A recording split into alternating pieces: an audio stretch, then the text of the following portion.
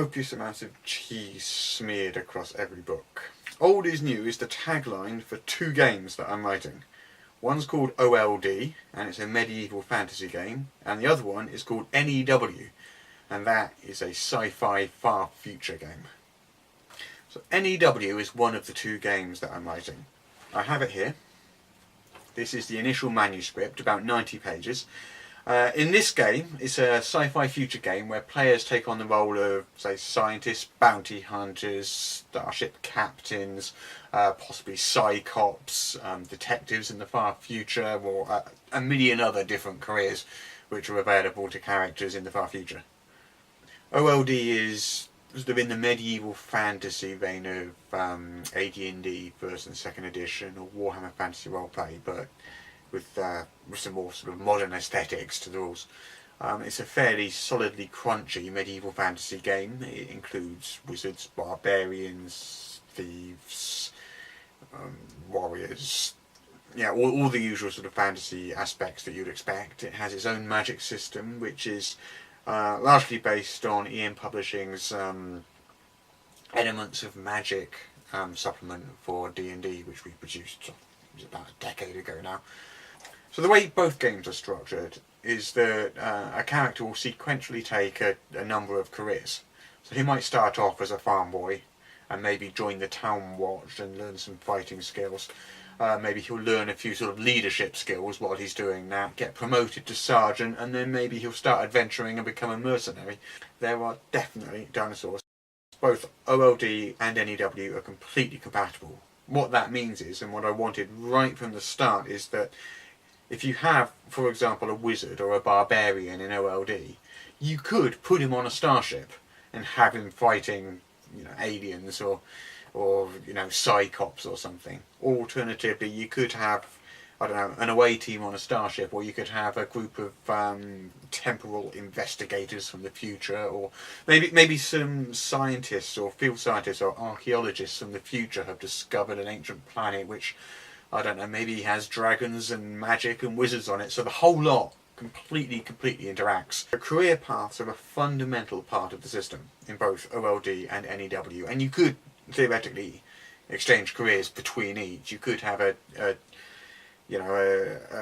medical officer from the far future who decides to start studying magic and take one of the sort of magic-based careers in O.L.D. But the way it works is these things are tied also to age, because I like to say that a character is for a life, not just for Christmas. So what happens is, as you take more and more careers, your character ages. And as your age category develops throughout your character's entire lifespan, which is what a campaign could theoretically last, you gain different age-based abilities.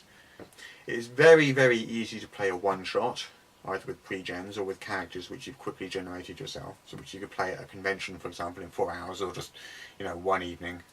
But also it's designed for campaigns of varying length, whether that's sort of a 3-adventure campaign arc, a 12-adventure path, or an entire lifetime of characters. Because one of the features of the system, I mentioned the age system earlier, is that what you can do is, in between adventures, you can go away for 7 years and come back and revisit those characters 7 years later, in the way that you might perhaps between, you know, different seasons of a TV show. And they might have a different career at that point in time. They might be at a different place in their lives.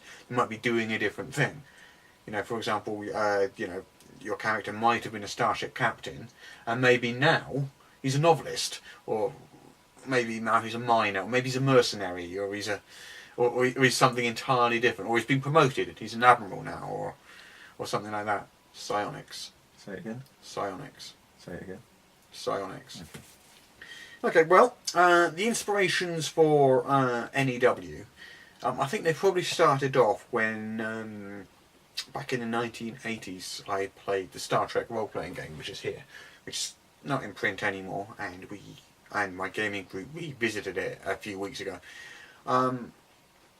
So that was the starting influence. Added on top of that, you've got Star Wars, you've got Babylon 5, you've got BATTLESTAR, GALACTICA, all the big sort of sci-fi properties. But also another love of mine is hard sci-fi. So whereas a lot of these things will have like the Force, or they'll have transporters or psionics and stuff like that, which is, you know, which you could call magic in another name, science fantasy. Hard sci-fi is more, you know, Niven or Asimov or people like that. And so what I've also tried to do is include an awful lot of real astronomical physics and, you know, not so much physics but information in the game. So for example, there's a stellar classification list which, you know, defines types of stars and planets and things, and that comes straight out of real astronomy textbooks. Stellar classifications, different types of stellar objects, different types of planets, how to create a planet, how to create a solar system. So in N.E.W. the adventures are going to be inspired by classic Star Trek, Mike Resnick stuff, all sorts of sci-fi things. So you could explore a seemingly haunted space station, defend a frontier town from an alien invasion. You could look for lost artifacts from ancient civilizations. You could try and accomplish the Kessel Run in 12 parsecs or less, whatever that means. Zero-G, exotic environments, planets with high gravity, low gravity, hot environments, cold environments, radiation, thick atmosphere, vacuums. O.L.D, well, we start with old school D&D. So we're talking first edition AD&D. And then we're throwing in a heavy mix of older Warhammer Fantasy roleplay. That kind of gives it slightly grittier than D&D, not vastly so. And things like the career system, more sort of traveller Warhammer Fantasy roleplay, those sort of systems. Now, the idea of multi-genre game systems is definitely not a new idea.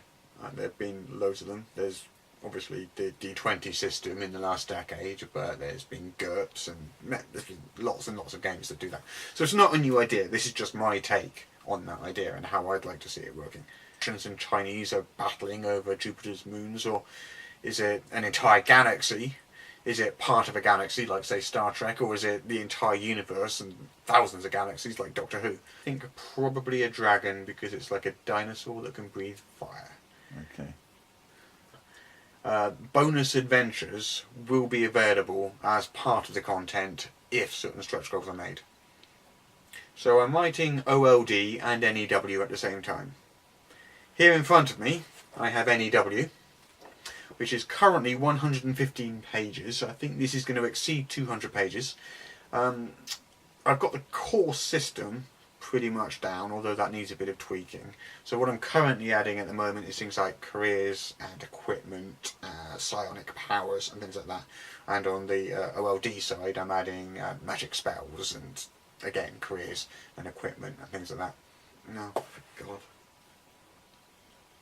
So the players that I think will enjoy these games are those that enjoy getting into some of the tactical and crunchy aspects of gaming. So there's a number of things to twiddle on your character, which allows you to, you know, tweak and optimize your character. The combat is fairly tactical, with a number of options, including, certainly on the sci-fi side, things like suppressive fire and cover and things like that. On the O.L.D side, some more sort of traditional sort of fantasy options.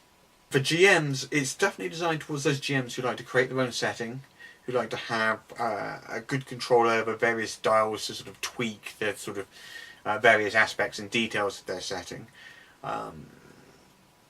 There's lots of guidelines in the book on how to create a universe, or how to create a world, or how to create this, that and the other. And I definitely encourage GMs to do that, although there will definitely be published settings and adventures available for those that don't have the time to do it themselves. I do not anticipate many players wanting to create novelist characters. But yeah, the idea is it's going to be open.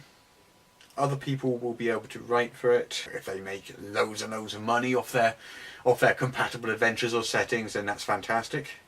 Why, yes, sir. We have plenty of cheese from a cheese shop.